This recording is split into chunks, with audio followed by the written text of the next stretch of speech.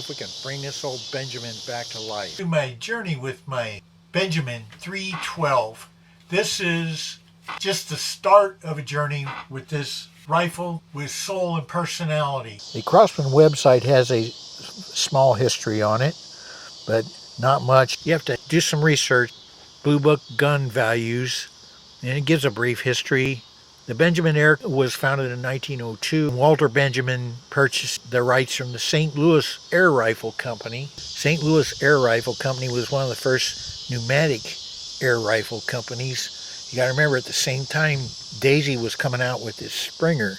This was a pneumatic rifle that's from the St. Louis Air Rifle Company.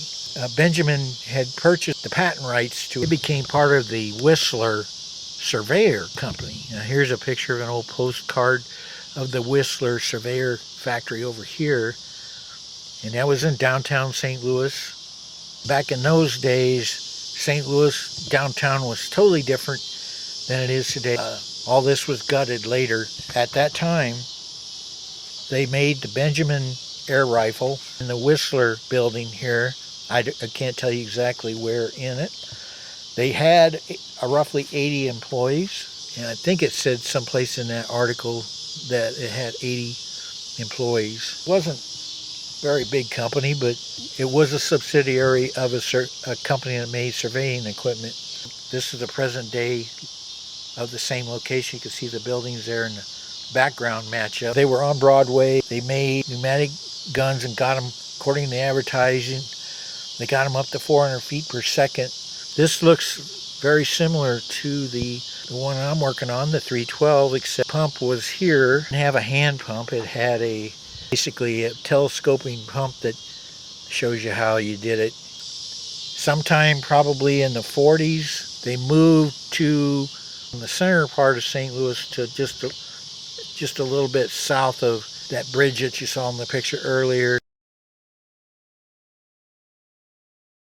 At the end of the journey, several videos down the road, maybe till next May and Memorial Day, it'll end up with me posing with this fully restored and brass polished, nice walnut air rifle outside of the place where it was built. There's a Google Street Map of where I think it was built. It's now like a entertainment center. Let's use the serial number on this and look at some of the parts that make it really cool. There's the serial number.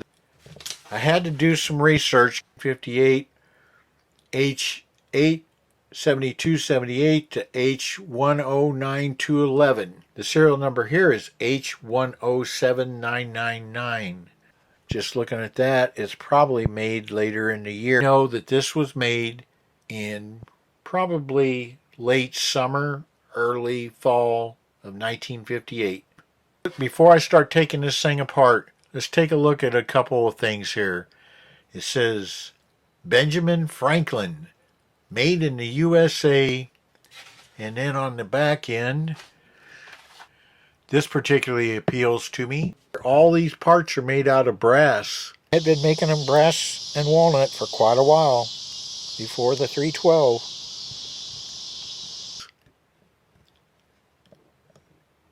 And there's the other side. It's 22 caliber. You can see some of the milling marks there on the walnut, and the varnish is in need of repair. If I get this thing to work, we will get that. At the time that they made 3 different ones, the same style, you had the 310, which was a smoothbore BB gun. You had the 312, which was 22, the 317, which was your 177 pellet. So she had to get a catalog to order it then. Also, my theory, it moved down to the second location. Were all made at the same time, and they were known for their Tootsie Roll lever handles. Here you have the brass works here that is tarnished over the years. The sight is broke, but I have a one that will replace it. That is to specs. If you see there, you can see the soldering in there. The barrel is soldered to the pressure chamber all the way. I'm pretty sure the barrel is not bent over the years. The only really damage that can't be fixed is down here at the butt. We have some of the wood broke off. It looks like somebody tried to tack it back on the walnut, but you can see through the break that it's solid walnut. I don't have a lot of information on the inside. I've got a schematic here off of eBay that I found a printout of it. This one seems to be closest to the schematic. The parts seem to match up. And then we also have a special wrench for Benjamin air rifles to get in there. I'm not even sure how that'll work, but I went ahead and bought that too. That's as much research as I could do. I did watch a couple videos.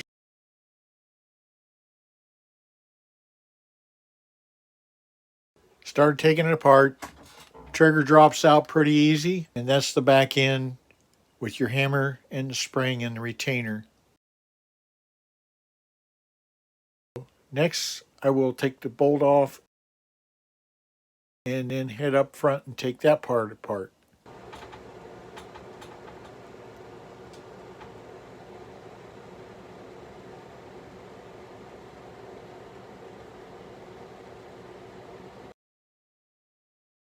Pulled out the front plug. This is heavy. I'm surprised. I was expecting just a little, like a plate pin here. Holds that in, and now I've got to knock out that pin.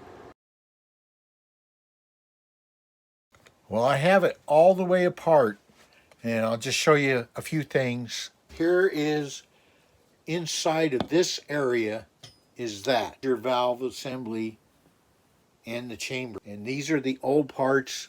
If you look here, the 50-year-old part had dry rotted into the little hole that allows the air into the chamber. Here's the new part.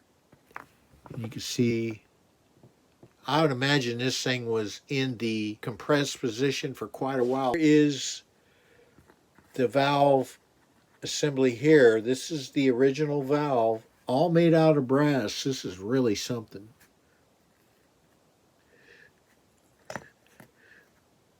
Looks like it had some heat. I don't know what that is, but I'm going to replace it with a brass one too.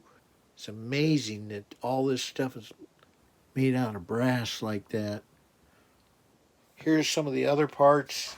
Pumping rod assembly. Actually, I have it backwards. It's like that. Here's the old cup. I think it over time shrank from just the oil on it. I've got new ones of those. Can't have a 342 or 310 or 317 or any of those. Benjamin, you have to have this tool. It was so tight in after and dry rotted after 60 some years that I had to stick a screwdriver in there and tap it out with a hammer. Because if you don't have this tool, you might as well just stop with just replacing the pump cup. After that, I'm not going to get anywhere. So I've done some serious polishing for the parts that I could. I've got things all polished up on the inside. And here's your pressure chamber in there. Even polished up the bolt. I think I've got all the parts cleaned. I really hope I can get this to work. When the how-to videos say you need to practice, that's an indicator. It took a long time to put the valve in there. It fits fine. Once you figure it out, it's not that bad, but it's put back together in the back. And I've got it to work.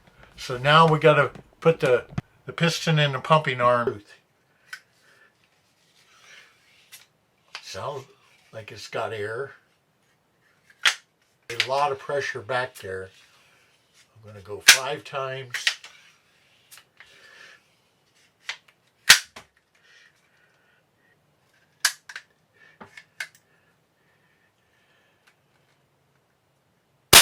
Oh yeah. We got to put the stock together, but that's not hard at all because when they came in the box, it came apart like that. Notice the pellets. Just screw in a big screw at the bottom, long and wide. Just see if I can find some authentic Benjamin pellets from the time period. They match up with the ones that are in the photographs. Copy of an ad. But you look here, there's the 22 pellet underneath the target there. You can see close there. They're pretty thick skirts and it goes deep. I like the parentheses under. It says high compression. That's what the HC stands for. Let's give these a whirl.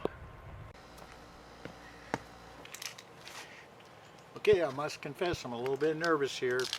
Here's the Benjamin pellets from the 1950s, 60s. First shot. I sure hope it does. I think you're supposed to go with 7 or 8 pumps, so I'm going to try 7 first. 5 pumps was quite a bit of pressure, so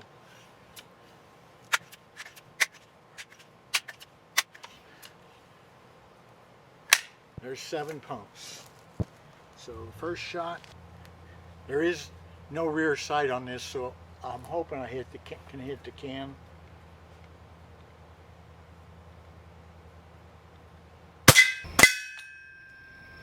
All right, now we're going to try 8 shots, or 8 pumps.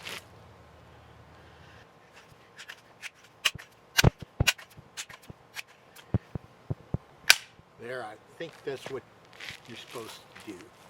So let's see what we got here.